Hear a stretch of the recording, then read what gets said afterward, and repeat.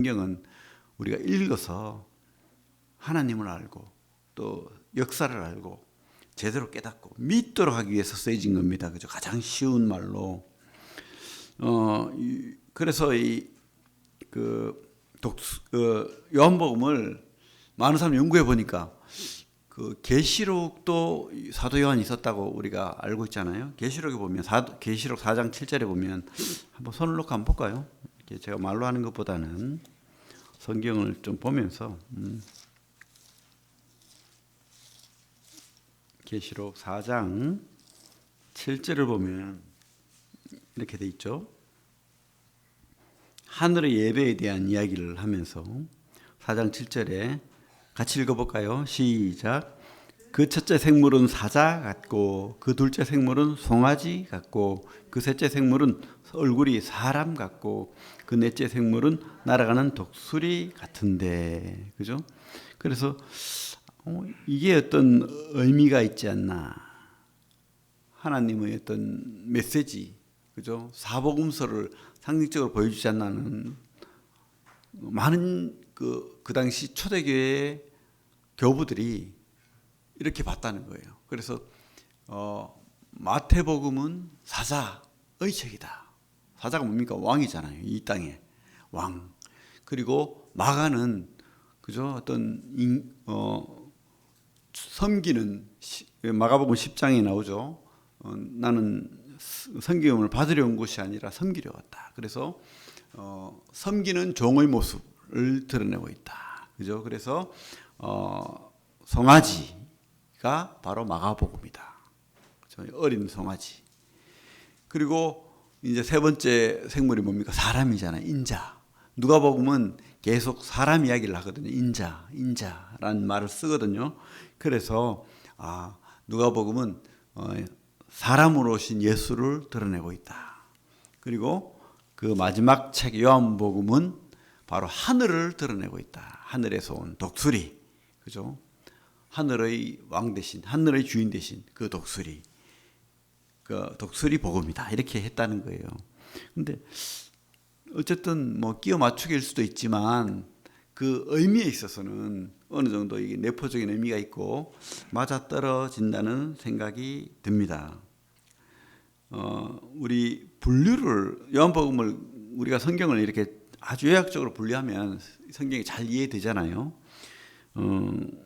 요한복음은 21장까지 있는데 앞부분 1장 1절에서 18절까지는 그죠? 그 양괄식으로 보면 돼요. 우리 먼저 목적을 한번 볼게요. 목적. 우리 요한복음 20장 31절 분명히 요한복음 목적을 두고 쓰여졌다고 돼 있죠. 요한복음 전체를 한번 개관을 하고 그렇게 말씀 나누길 원합니다. 20장 31절 같이 한번 읽어볼게요. 시작. 오직 이것을 기록함은 너희로 예수께서 하나님의 아들 그리스도이심을 믿게 하려 하며 또 너희로 믿고 그 이름을 힘입어 생명을 얻게 하려 함이니라. 그죠? 뭐죠? 예수는 바로 하나님의 아들이시고 하늘에서 오셨고 그분이 약속된 그리스도 메시아 구원자라는 거예요. 구원자. 그죠? 그래서 이분을 믿었을 때에 바로 너희가 영원한 생명을 얻는다. 구원받는다. 이거 목적이 있는 거예요. 분명한 목적. 그래서 이 목적을 두고 요한복음을 썼는데 그럼 어떻게 분류할 것인가? 요한이 이것을 쓰기 위해서 많은 기도를 했대요. 전설에 의하면 제자들한테도 부탁을 받았대요. 이것을 쓰도록. 왜냐하면 이단들이 많으니까. 그 당시 헬라 철학에 물든 그런 이단들이 너무 많이 들어와가지고, 그죠? 영지주의 같은. 그래서 가연설. 하나님이 어떻게 인간이 될 수 있냐? 신성도 부인하고 인성도 부인하고 막 그런 짬뽕들이 막 생기는 거예요. 그래서 에린투스 같은 사람은 가연설. 주님은 영으로 왔다. 절대 육신으로 올 수가 없다. 그리고 또 유대인적인 이방인들은 어떻게 신이 사람이 되냐? 말도 안 된다. 그런 거 없다. 신이 오신 게 아니다. 뭐 이렇게 하고 또 유대인들은 메시아는 세례 요한이다. 어떻게 예수가 메시아가 될 수 있냐. 그런 목수의 아들이 뭐 이러고 뭐 별 이단들이 많이 생겼습니다. 그래서 제자들이 이 세례 요한, 사도 요한이 오래 살았으니까 당신의 그 기록을 우리가 보고 싶다 하니까 이 사도 요한이 그럼 기도하자. 지금부터 기도하자 해가지고 온 교회가 기도하고 본인도 기도하면서 그 옛날의 기억들을 되살리면서 하나님이 주신 그 복음서를 쓴 거예요. 그죠? 그러다 보니까 철저하게 예수 그리스도의 그 신성, 정체성을 드러내는 겁니다. 그래서 1장 1절부터 18절까지는 그러니까 이 목적을 분명히 하는 거예요. 태초에 말씀이 계시는, 처음부터 그분은 하나님이셨다. 로고스, 헬라 철학에서 말하는 그 근본, 이 로고스 근본은 바로 예수다. 말씀이다. 이렇게 못을 받고 시작하는 거예요. 그죠? 마지막에도 그런 말씀을 하지만은 처음부터 못을 받고 하는 거예요. 그분은 하나님이시다. 그리고 하나님이 이 땅에 빛으로 오셨다. 이 빛이 바로 그분 예수다. 이게 이제 18절까지 기록을 하고 있고, 그 다음 1장 19절부터 12장까지, 그죠? 그 마지막 6월절 고난주간, 일주일, 고난주간 전에 그 기록을 표적으로 말하고 있는 거예요. 다른 성경에는 기적들이라고 말을 하는데, 여기서는 그냥 표적, 뭐죠? 그분은 하나님 아들이라는 거예요. 그래서 이런 표적, 이런 표적, 이런 표적이 있다. 7가지로 말하고 있습니다. 7가지로 말하는데 그 표적들은 우리가 잘 아는 것처럼 가나 혼인잔치, 물로 포도주 받는 사건, 그죠? 또 왕은 신하의 아들을 그 치유한 사건, 38년 된 병자, 또 오병이어, 또 물 위를 걷고, 또 날 때부터 소경된 자를 치유하고, 그다음 나사로의 부활, 뭐 이런 딱 7가지로 추려서 다른 성경에 없는 내용들로, 물론 있는 내용도 있습니다. 하지만 대부분 없는 내용들로 딱 추려가지고 이분은 바로 이것이 바로 메시아의 표적이다. 그죠? 구약의 메시아는 뭡니까? 죽은 병을 낫게 하고 또 그죠? 뭐 여러 가지 기적을 행하는 자잖아요. 그죠? 그런 내용들을 분명하게 보여주고 있는 거죠. 그리고 또 한 가지, 에고 에미, 나는 뭐뭐다. 이게 하나님이라는 뜻이잖아요. 그 출애굽기나 신명기에, 그죠? 에고 에미, 나는 하나님이다. 이것을 7가지로 그 목적을 가지고 써있다는 게 분명히 드러납니다. 7가지로. 나는 생명의 떡이다. 주님께서 말했던 그 내용들을 그대로 7가지로 추려서 나는 생명의 빛이다. 나는 양의 문이다. 나는 선한 목자다. 나는 부활이요 생명이다. 나는 길이요 진리요 생명이다. 나는 참 포도나무다. 이렇게 나는 하나님이라는 거예요. 이 요한복음이 그것을 분명히 쓰여지고 있죠. 그렇게 1장 19절부터 12장까지 표적으로 쓰여졌다는 겁니다. 그리고 마지막 13장부터 20장 31절까지 목적을 드러난 거기까지는 이제 고난 주간에 있었던 여러 가지 일들, 제자들과 만찬을 하면서 그죠? 그 있었던 일을 기록하고 있는 거예요. 그리고 이제 21장 에피소드와 결론인데, 그래서 너희들은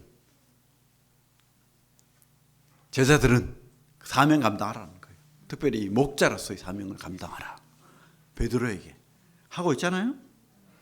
여러분 이렇게 양괄식으로 분명한 목적을 가지고, 그래서 다른 복음서에 있는 탄생, 뭐 침례받는 장면, 시험 받는 장면, 뭐 여러 가지 다른 이적들 없는 거예요. 없어요. 7가지 표적과 7가지 에고의 의미, 나는 뭐뭐다. 그리고 고난주간에 13장부터 이 고난주간. 그래서 서론 결론 빼고 끝부분에 21장과 1장 앞부분에 빼고 쉬워요. 앞부분 12장까지는 표적과 에고의 의미가 7가지 표적과 에고의 의미가 있고 13장부터 고난주간. 이렇게 보면 요한복음이 확 들어오죠. 그리고 그 사이에 이제 3번의 유월절에 대한 기록이 분명히 나와 있습니다. 6장 또 11장입니까? 6장, 11장 이렇게 2장, 6장, 11장 이렇게 나오죠.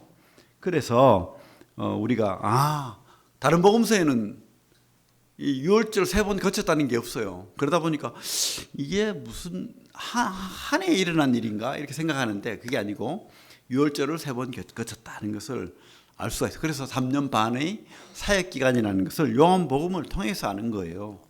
그렇게 여러분 이해하시면 되겠습니다.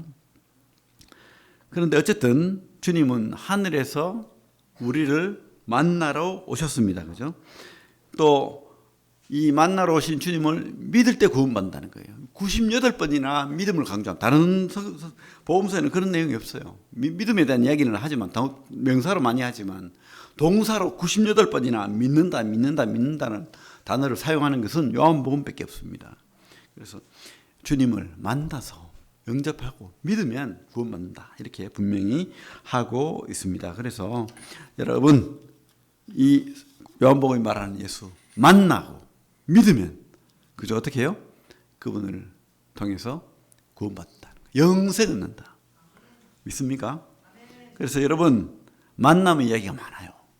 만나주시는 하나님, 만나주시는 예수님.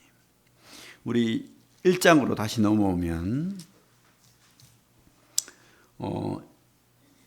제자들을 만나는 장면이 나오죠. 1장 35절부터 39절을 보면 제가 읽겠습니다. 또 이튿날 요한이 자기 제자 중 2사람과 함께 섰다가 예수께서 건의심을 보고 말하되 보라 하나님의 어린 양이로다. 그죠?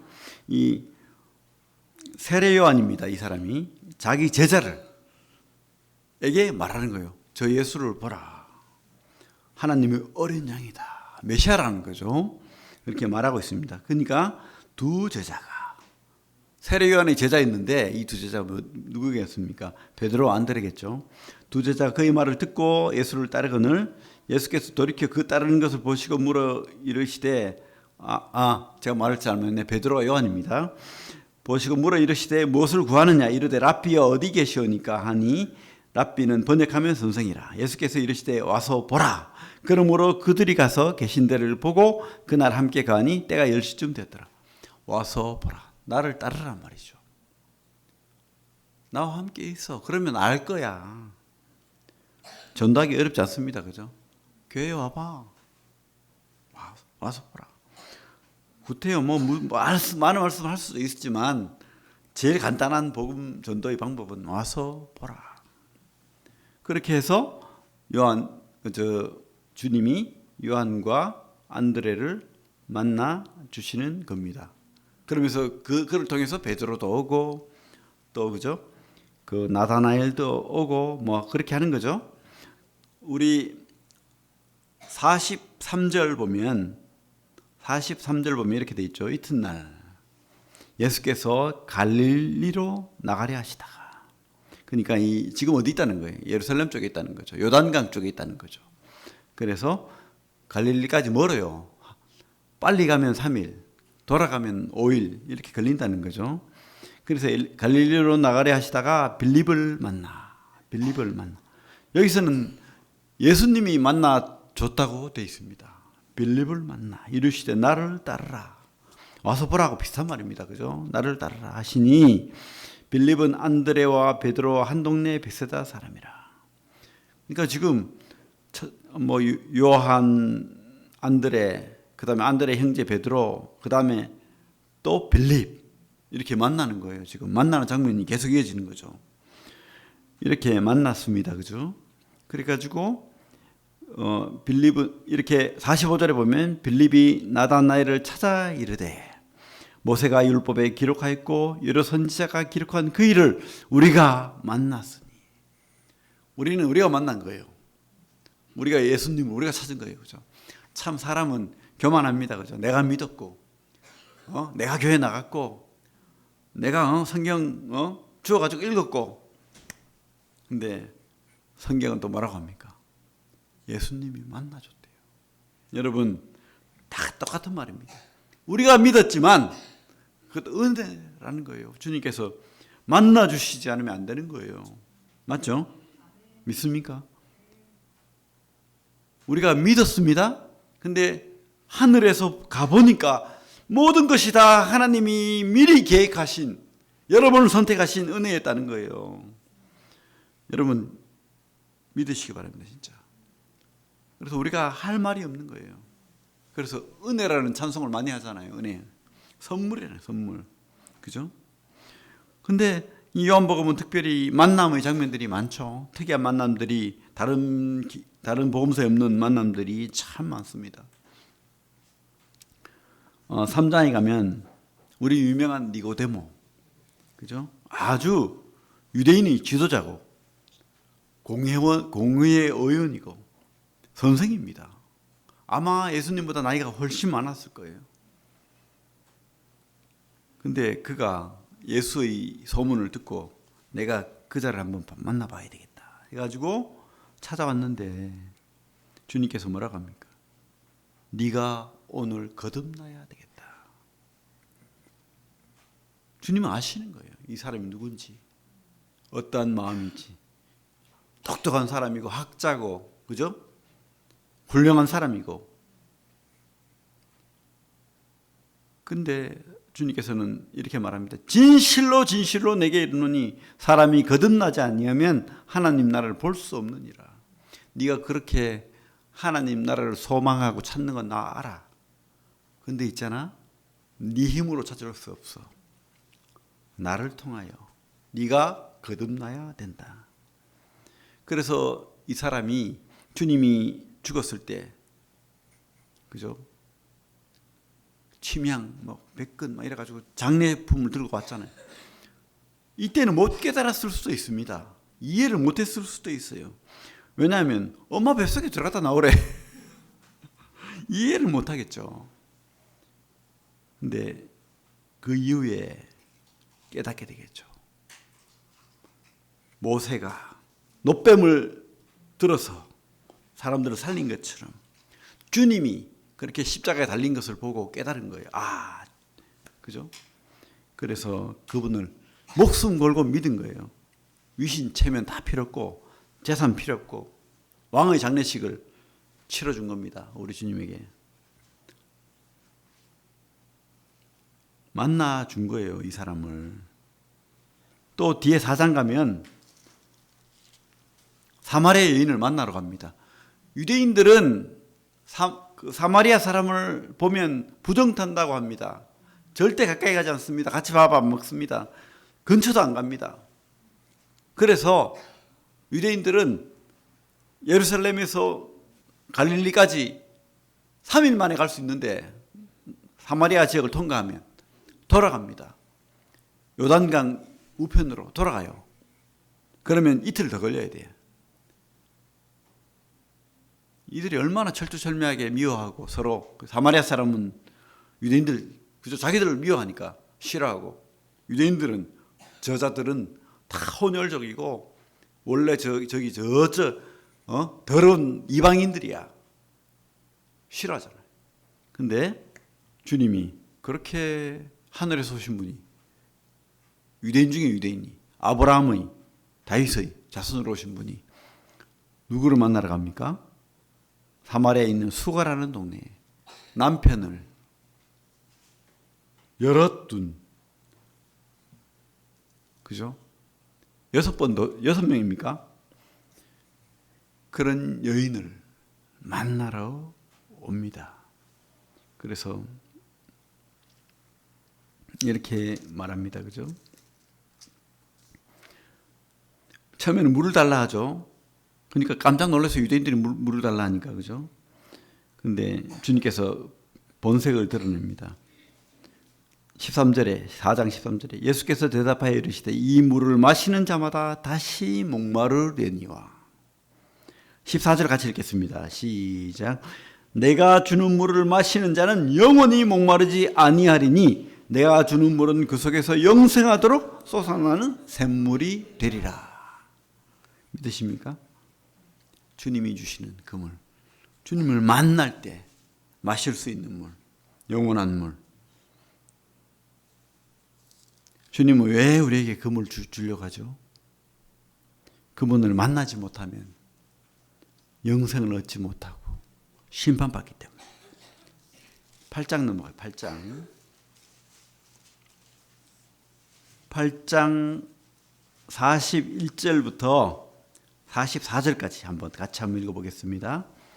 8장 41절부터 44절까지 시작. 자기가 하늘에서 내려온 떡이라 하심으로 유대인들이 예수에 대하여 수군거려 이르되 이는 요셉의 아들 예수가 아니냐.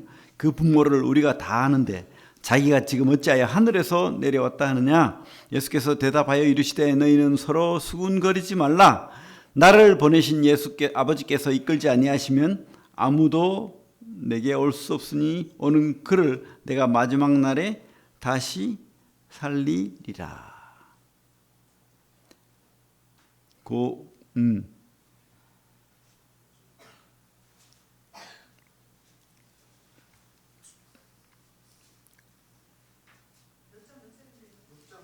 아, 8장인데 제가 잘못 읽었네. 8장 41절부터. 8장 41절부터 시작. 너희는 너희 아비가 행할 일들을 하는도다. 대답하되 우리가 음란한 데서 나지 아니하였고 아버지는 한 분뿐이시니 곧 하나님이시로다. 예수께서 이르시되 하나님 너희 아버지였으면 너희가 나를 사랑하였으리니 이는 내가 하나님께로부터 나왔음이라.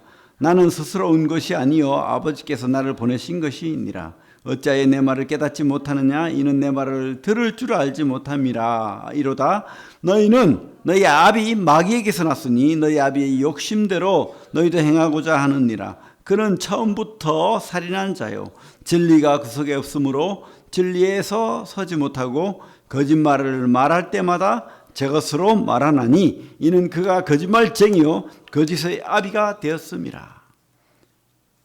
왜 주님께서 만나러 오시고 그를 통해서만이 영생을 얻을 수 있다고 말합니까? 마귀의 자녀라는 거예요. 지금 마귀는 어디 있습니까? 영원한 심판을 받을 자입니다. 영원한 감옥으로 갈 그 마귀의 자녀들이라는 거예요. 마귀와 함께 간다는 거예요. 마귀가 받는 그 고통, 그 심판을 하나님이 사랑하시는 그 인간들이 받아야 되는 그런 형편이라는 거예요. 그렇기 때문에 주님께서 이 땅에 오신 겁니다. 오실 수밖에 없는 거예요. 왜냐하면 반드시 죽어야 되니까. 반드시 그 심판을 받아야 되니까. 마귀의 자녀는 마귀를 따라가야 되니까. 그죠? 옛날에 돌아가셨는데 박완서라는 소설가가, 유명한 여류 소설가가 있습니다. 그분이 이제 50대 중후반에 남편을 잃었어요. 남편이 병을 얻었습니다. 그래서 잃었는데 그 해에 아들이 교통사고로 죽었어요. 참 사랑하는 아들이었는데 완벽한 아들이었답니다. 의사였고 레지던트를 하는데 너무 사랑스럽고 훌륭하고, 그래서 이 박완서 씨가 너무 괴롭고 힘들어서 이 아들이 나에게 잘못한 게 있는지, 내가 미워할 만한 게 있는지를 태어났을 때부터 끝까지 찾아봤대요. 기억이 안 난대요. 너무 사랑스러운 아들이었고 완벽한 아들이었다는 거예요. 공부도 잘하고 항상 부모를 즐겁게 하고. 그래서 그 책에 일기장에 그렇게 썼대요. 그 애가 완벽하다는 확신을 가질 때마다 하나님께 원망했다는 거예요. 그 애를 잃은 그 상실감, 천벌처럼 여겨지는 이 아픔이 너무 완벽하다는 거예요. 고통이 너무 완벽하다는 거예요. 너무 힘들었대요. 그 애가. 그죠? 그 부모 마음 아닙니까? 여러분, 우리 하나님 아버지가 그 아들을 십자가에 못 박았을 때 그 아들이 아버지여 아버지여 왜 나를 버리시나니까 그렇게 외쳤을 때 얼마나 고통스러웠을까? 누구 때문이죠? 바로 여러분들을 건지기 위해서입니다. 건지기 위해서. 우리 로마서 볼게요. 로마서 3장. 로마서 3장 24 24절, 25절 이 장면을 생각하면서 읽어야 됩니다. 이것은 로마서 3장 24절 25절 같이 읽겠습니다. 시작. 그래서 예수 안에 있는 성령으로 말미암아 하나님의 은혜로 값없이 어렵다 하심을 얻은 자 되었느니라. 이 예수를 하나님이 그의 피로써 믿음으로 말미암는 화목 제물로 세우셨으니 이는 하나님께서 길이 참으시는 중에 전에 지은 죄를 간구하심으로 자기의 의로우심을 나타내려 하심이니. 자기 아들을 십자가에 못 박았는데 전에 지은 죄를 간구하심. 그 아들이 십자가에 못 박혀서 물과 피를 다 쏟으면서 고통의 신음을 하는 그 장면을 바로 우리 죄가 깨끗해지고 도말되는 그 장면으로 보시는 거예요. 그래서 그 아들의 죽음을 외면했다는 거예요. 간구하셨다는 것은 고개를 돌렸다는 겁니다. 전에 지은 죄를 간구하심으로 아들의 죽음을 외면함으로 말미암아서 우리 죄가 씻겨 나가는 겁니다. 그죠? 이게 바로 만나주시고 구원하시는 요한복음의 목적이기도 하고 또 끝까지 사랑하셨다고 말하는 요한복음 13장에 보면 사랑하시되 끝까지 사랑하시니라. 끝까지 사랑하는 거예요. 그렇기 때문에 그 아들이 이 땅에 오신 겁니다. 그래서 그를 통하여 구원받을 수밖에 없는 우리 인간의 운명을 주님이 다 짊어지신 거예요. 그죠? 우리 요한복음 3장 16절 다시 돌아와서 읽겠습니다. 요한복음 3장 16절 같이 읽겠습니다. 시작. 하나님이 세상을 이처럼 사랑하사 독생자를 주셨으니 이는 그를 믿는 자마다 멸망하지 않고 영생을 얻게 하려 하심이라. 여러분, 요한복음 구원의 책입니다. 예수 그리스도가 그 하나님 아버지께서 그 아들을 죽이시면서까지 또 그분이 이 땅에서 우리처럼 사시다가 우리를 만나 주시고 우리가 그를 믿을 때 영원한 생명을 얻게 한 그런 책입니다. 여러분, 하나님의 사랑을 깨닫고 그렇게 믿음으로 사시는 우리 구원받는 인생이 다 되시길 바랍니다. 예, 기도하겠습니다.